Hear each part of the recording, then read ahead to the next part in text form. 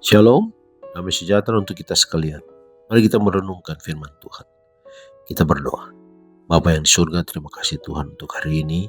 Saat kami akan merenungkan firman-Mu, memohon kuasa Roh Kudus menuntun kami. Dalam nama Yesus Kristus kami sudah berdoa. Amin. Judul renungan malam ini, jerat-jerat setan. Ayat renungan diambil dari kitab 2 Tesalonika pasal 2 ayat 9-12.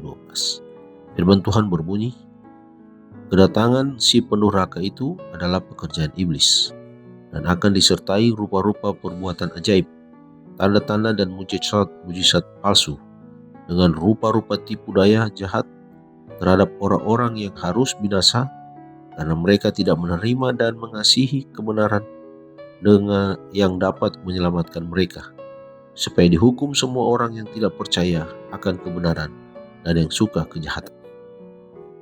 Saat masa akhir mendekat, setan melipat gandakan upayanya untuk menahan manusia dalam kegelapan dan keadaan tidak bertobat sampai masa percobaan berakhir.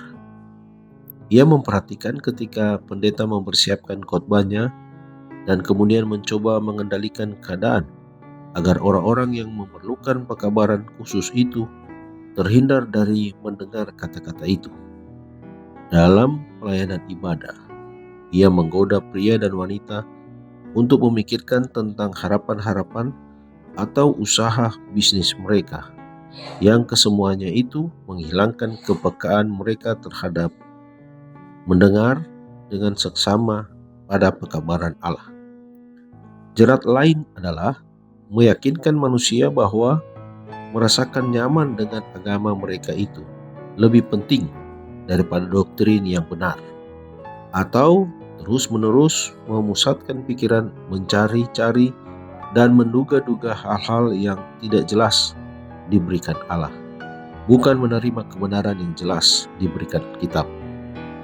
Di antara penipuan setan yang paling berhasil adalah ajaran-ajaran tahyul, spiritualisme, pemikiran bahwa Yesus itu tidak kekal, bahwa setan itu sendiri bukan sosok makhluk, bahwa doa itu tidak penting dalam kehidupan orang Kristen, bahwa keraguan itu merupakan tanda kedewasaan, dan bahwa orang-orang itu akan menuju surga atau neraka dengan api abadi ketika mereka meninggal dunia.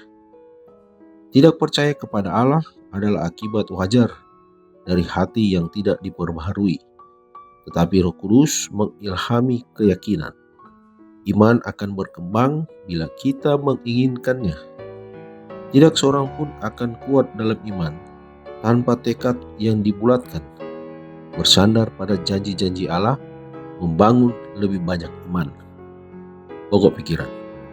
Setan dapat menyajikan suatu kepalsuan yang sangat mirip dengan kebenaran, sehingga menipu mereka yang mau ditipu, mereka yang ingin menghindari penyangkalan diri dan pengorbanan yang dituntut oleh kebenaran.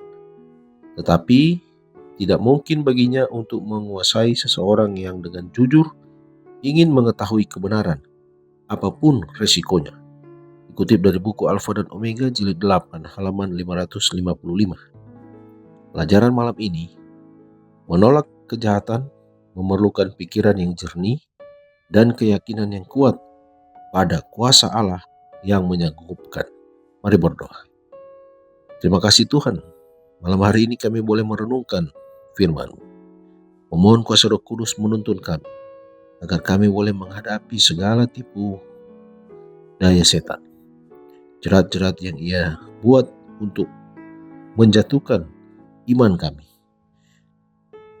Biarlah Tuhan campur tangan dalam kehidupan kami, sehingga kami tetap bertahan dalam iman kami.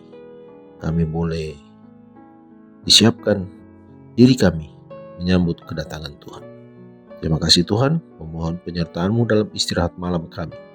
Dalam nama Yesus Kristus kami sudah berdoa. Amin. Selamat malam, selamat beristirahat. Tuhan Yesus memberkati.